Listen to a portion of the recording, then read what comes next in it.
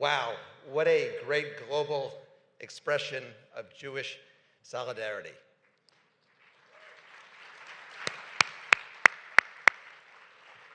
Even in the darkest moments, the Jewish people are Am Echad Belev Echad, one people with one heart. The time since October 7th has been a blur to me and to all of us. I cannot believe that over 240 days have passed with our brothers and sisters held in captivity.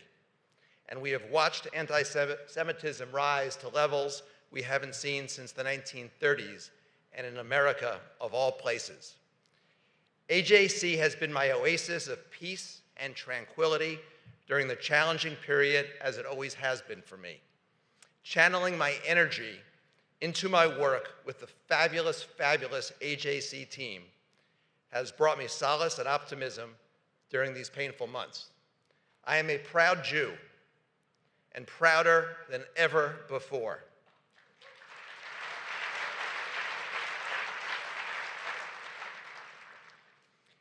In addition to all the specific great work that AJC does, I cannot emphasize enough the importance of the community that AJC creates every day in our local offices around the country and around the world, here in Washington, D.C. at Global Forum, and through programs such as Access and Lift and many others.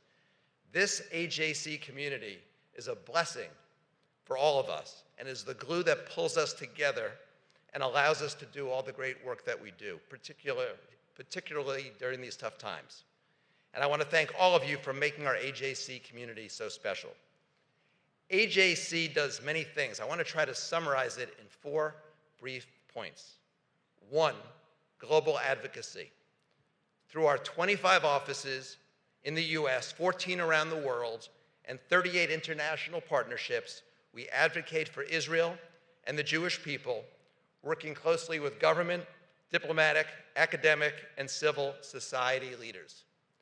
2, education. We educate high school and college students and leaders in government, business, and universities. 3, combating anti-Semitism.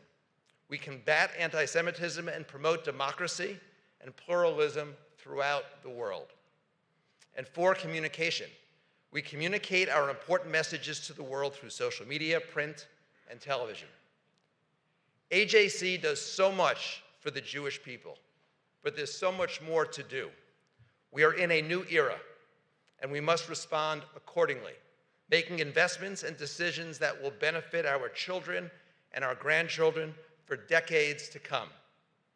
AJC, led by Ted Deutsch and all the other leaders at AJC and the executive committee, is intensely focused on how we can ensure that our work is concentrated in the areas where we can have the most impact. In order to accomplish all that we must accomplish, we need to raise money. And this is my chief responsibility as chair of the Board of Trustees, to make sure we have the money to get the work done, so that AJC can help create a world where every Jew lives safely and proudly, and where Israel flourishes. We would like to raise at least $1 million during these few days of the Global Forum. If you have already given, please consider giving some more. If you haven't given, please consider giving during these few days at Global Forum. The Jewish people and Israel need us. They need AJC more than ever before. And it really doesn't matter what level you give at. Every bit counts, and the strength of numbers is important. So I'm counting on you to have 100% participation. Whatever you can contribute, please do before you leave Global Forum. You can make this goal by speaking to an AJC staff member, using the pledge card on the back of your program, or making a gift online through the AJC Global Forum app or on the AJC website. And I'm delighted to take your orders personally, so please come up to me.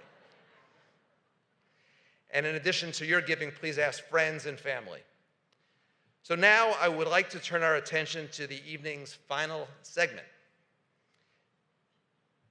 Israel and the global Jewish community have been fighting a multi-front war since October 7th. On the ground in Israel, the brave soldiers of the IDF are defending Israel from threats on multiple borders. On college campuses across the world, Jewish students have faced protests and encampments that have erupted into disruption, chaos, violence, and intimidation. We will now examine another extensive and challenging battlefield, social media.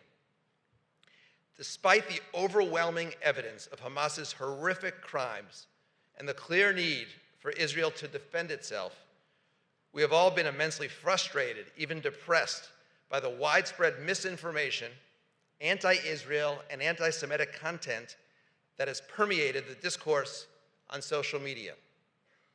Amidst this unprecedented assault, Michael Rappaport and Aviva Kompis have each in their own way become two of the most outspoken and outstanding advocates for Israel and for the Jewish people. Aviva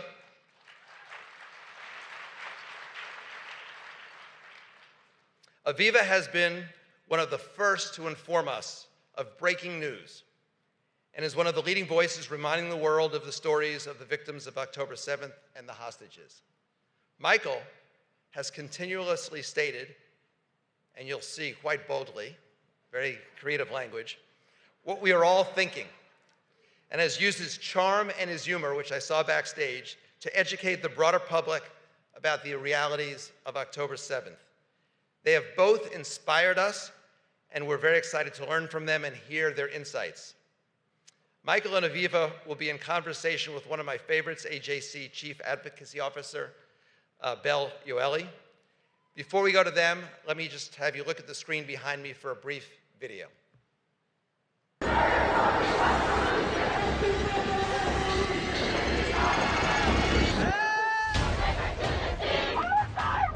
You don't like Israel? You. You say genocide? You. You don't want to take 60 seconds to learn what a Zionist really is? You.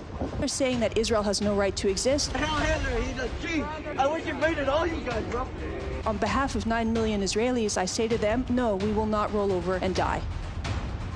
History is going to record who was a perpetrator of evil, who was a bystander to evil, and who was an upstander.